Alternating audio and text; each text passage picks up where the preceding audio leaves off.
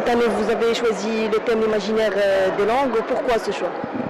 Alors, l'imaginaire des langues nous ramène à la pensée d'Édouard Glissant et cette idée que, à côté de la mondialisation dont on parle tous, qui est finalement d'abord un phénomène économique qui impose un rapport de force à l'échelle planétaire, les langues sont elles-mêmes porteuses des cultures différenciées et donc il y a dans la mondialisation un côté positif de l'échange culturel, du partage d'un certain nombre de valeurs qu'Édouard Glissant appelle mondialité.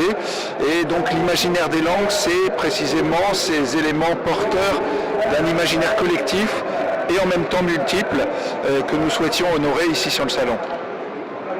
Et donc il y aura plusieurs invités au pavillon France. Est-ce qu'il y aura des écrivains marocains, étrangers? Vous allez inviter qui cette année? Alors, comme chaque fois, c'est un mélange d'écrivains français et marocains, avec l'idée précisément autour de cette rencontre des langues qu'il fallait qu'il y ait rencontre, donc qu'il y ait des gens d'origines différentes, avec une quarantaine d'intervenants cette année et des grands penseurs, écrivains français qui marquent l'actualité aujourd'hui, comme Arnaud Bertina ou Daniel Rondeau, Patrick Deville ou Étienne Balibar, et puis des Marocains comme Kamel Daoud par exemple. Vous pouvez nous parler de la rencontre des éditeurs qui aura lieu ici? Alors, l'Institut français est engagé dans une politique de traduction, puisqu'on constate qu'il y a beaucoup, c'est-à-dire même au Salon du Livre, l'édition se fait majoritairement en arabe, et c'est bien normal ici au Maroc, et l'édition française ne représente qu'à peu près 14% de l'édition ici au Maroc. Donc, il y a une conviction que si nous souhaitons diffuser un certain nombre d'auteurs français, la nécessité de les traduire en arabe pour qu'ils puissent être diffusés et réciproquement de faire qu'un certain nombre d'auteurs arabes, marocains, puissent être traduits en français. Et donc la rencontre des éditeurs, c'est ça aussi, c'est l'idée de discuter dans cette rencontre des langues, de voir comment on peut faciliter ces processus de traduction et de transfert des cultures françaises et marocaines. Donc ça se déroulera les 15 et 16 février prochains. Est-ce qu'on peut avoir plus de détails sur la programmation du pavillon France aussi?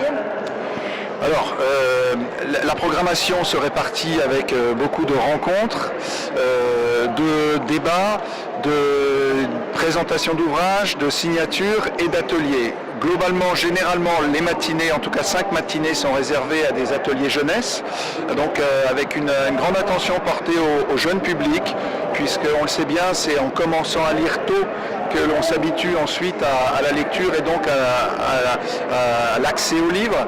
Donc des matinées jeunesse avec des ateliers et puis toute la journée un programme avec 3 à 5 rencontres par jour d'auteurs qui viennent présenter les ouvrages, qui viennent faire des dédicaces, des séances de dédicaces ou d'éditeurs qui viennent prendre la parole ici.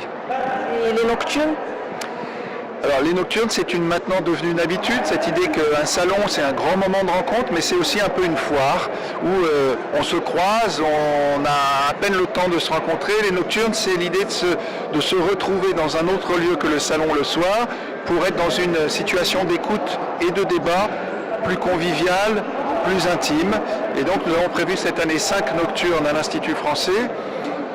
Une rencontre débat qui commencera dès ce samedi avec Daniel Rondeau, 3 tables rondes avec des projections de documentaires ou de films d'auteurs ou d'éditeurs toute la semaine, et nous conclurons ceci avec une lecture musicale autour d'un texte de François Beaune, d'un livre qui vient de paraître à Tunis et qui sera donc présenté en première ici au Maroc, et qui sera accompagné dans la lecture par Bachar Khalifé, donc le musicien, et donc cette lecture musicale conclura la session des 5 nocturnes à l'Institut français de Casablanca, boulevard Zertouni.